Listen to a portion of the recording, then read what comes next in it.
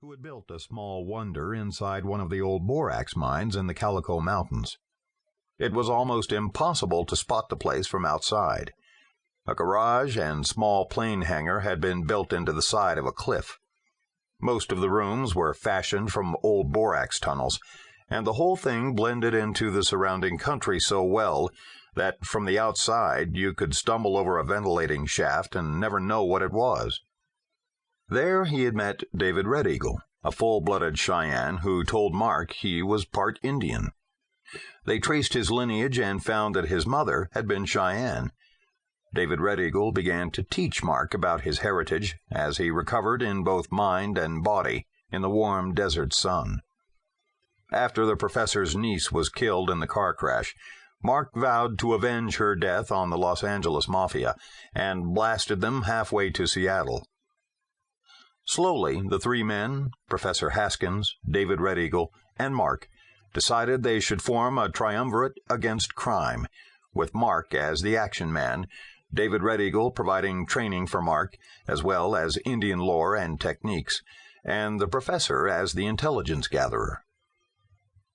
Mark blinked and looked up. The stewardess was there. "Sir, you'd better fasten your seatbelt. We're about to land." Mark nodded. She smiled.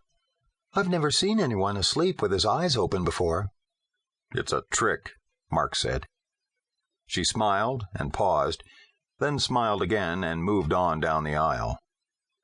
Not tonight, Marcy, Mark thought. He had to see a man about a problem. But what could the problem be? As he remembered, Tony was the white sheep in the family. His old man was the Boston Mafia. Now what the hell could Tony Rossi want with Mark? He considered a trap, then discounted it. Not Tony.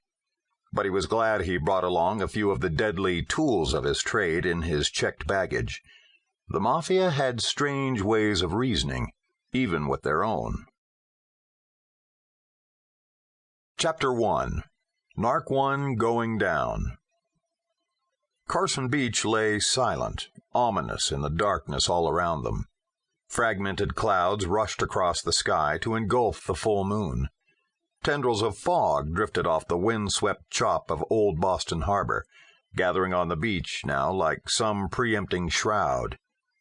Nothing moved along the damp sand, except the constant wavelets which produced only a sibilant, deadly hissing, as if the ancient goddess Pele were about to erupt in spectacular fury.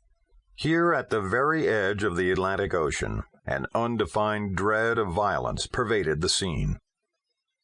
Two men stood facing each other just past the dank wetness of the latest receding wave. Fear set off alarms clanging in the smaller man's mind. He stabbed a glance sideways.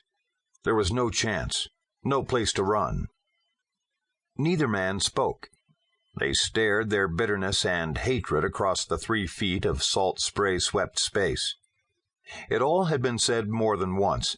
The questions, refusals to answer, the sudden move that stripped the smaller man of the weapon that made him as big as anyone, his Beretta automatic. Mark Harden's expression never changed as he slammed his big fist hard into the other man's stomach. The powerful blow rocked Archie Primo backward 2 steps, where he groaned and dropped to his knees. He vomited, then rolled sideways in the sand, drawing up his legs to relieve the knifing pain in his gut. He didn't notice the inch of salt water and foam that surged up the beach and washed past him. "Primo, if you want to get off this beach alive, you'd better start talking." No reaction came from the man lying in the sand. Mark moved toward him, kicked his toe hard into Primo's side, just over his kidney. "Sit up, Primo."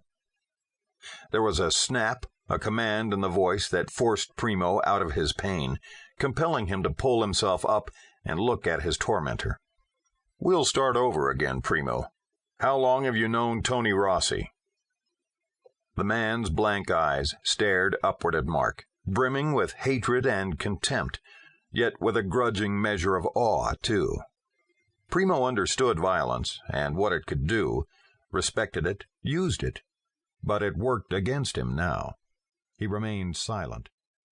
"Stand up."